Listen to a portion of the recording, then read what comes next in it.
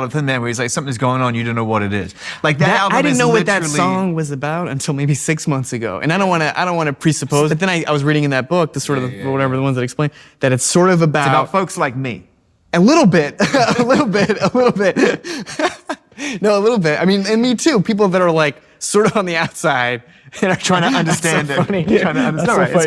right. No, Trying to understand it. Yeah. Yeah, look, I mean, curiosity is a funny thing, and you have to walk the line really carefully, right? Yeah. Like, what got me into a chair like this, having a conversation with you, is this curiosity that just keeps bigger and bigger and bigger the longer I go. Yeah. Which is beautiful.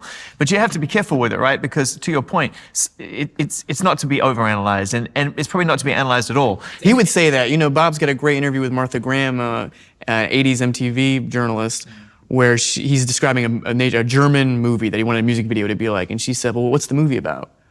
And he's like, well, it's kind of hard to explain. You know, it's kind of like trying to tell someone what's a song about. You know, it's like somebody say, what's the song about? He goes, well, did you listen to it? Yeah. You're like, yeah, I listened to it.